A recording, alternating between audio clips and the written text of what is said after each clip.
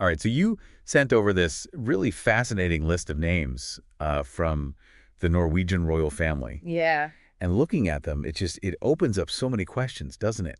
It's like history and language all rolled into one. It really is a kind of snapshot. Exactly. So that's our plan for this deep dive, getting into the stories behind these royal names, mainly from the last century or so. We've got quite a bit of information to sift through.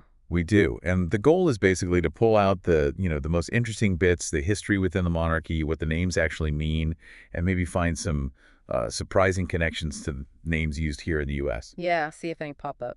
So consider this your personalized tour through these names that have kind of defined the modern Norwegian royals. And it's quite remarkable, I think, how these names, even though they feel very Norwegian, they often echo across different cultures, different times. Right. It really just highlights how interconnected, well, European history is, you know? Definitely. Okay, let's unpack this, starting with the kings. We've got Haakon, Olav, and Harald.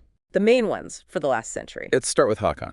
So the sources say it's Old Norse, which, for anyone maybe not familiar, that's the language of the Vikings, early Scandinavia. Right, the historical bedrock. Derived from Haakon, and it means something like high son or maybe chosen son. Powerful meanings. Yeah. And interestingly, according to the Social Security Administration data, it's nowhere near the top 1,000 names here in the U.S. Not surprising, really. It feels very specifically Scandinavian. But get the fun fact here is King Haakon VII.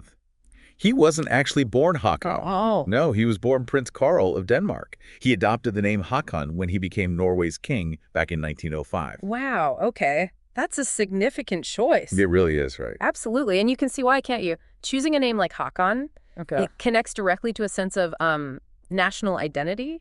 Norway had just gained independence then. Ah, right. Good point. So picking a name with those deep Old Norse roots, it sort of links the new monarchy back to this strong, independent history, sets it apart from Denmark. And high son, or chosen son, that carries a lot of weight. Exactly. A sense of legitimacy, which would be crucial for a brand new monarchy. Okay. Then we have Olav, also Old Norse, comes from Olafur. Meaning ancestor's descendant. Again, outside the top 1,000 in the U.S. And similar story here.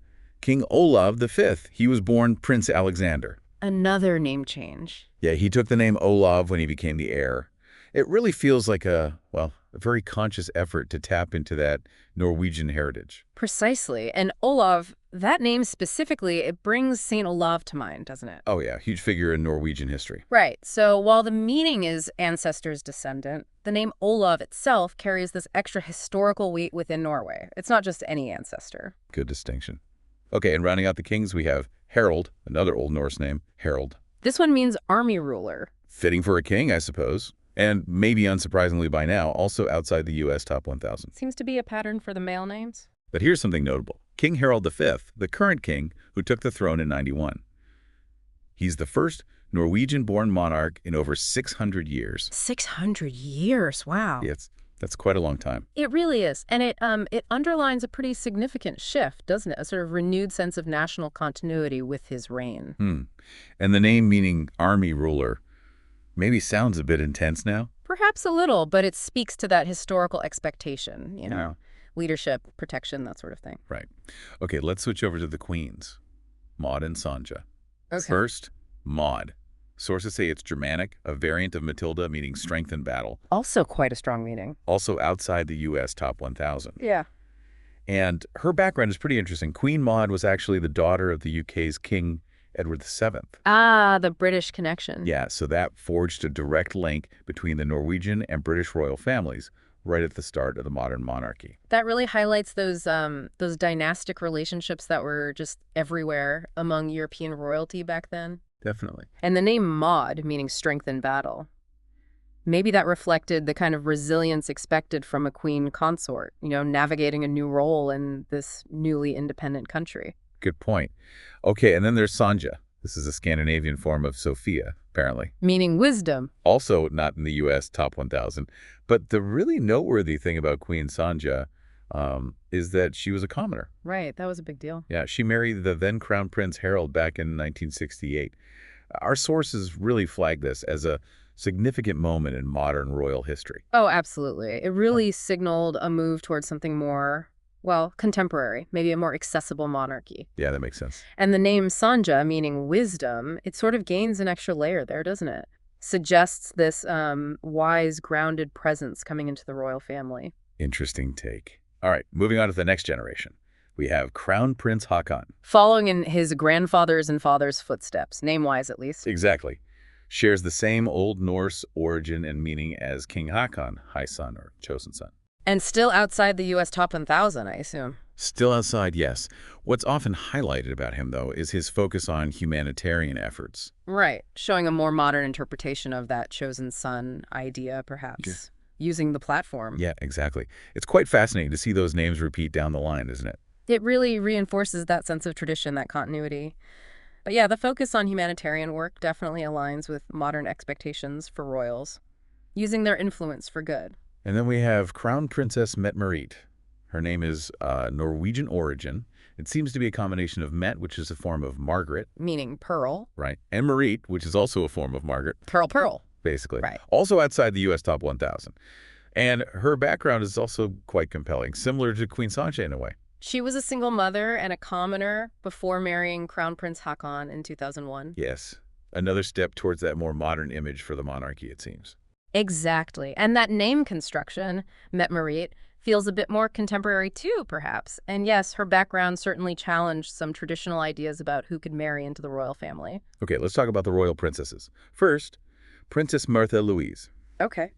So Märtha is a variant of Martha, Aramaic apparently, for lady or mistress. A very classic, almost biblical name. And Louise is French, meaning renowned warrior. Quite a combination. Lady warrior. Oh, yeah. Yeah. Now, here's where it gets interesting regarding the U.S.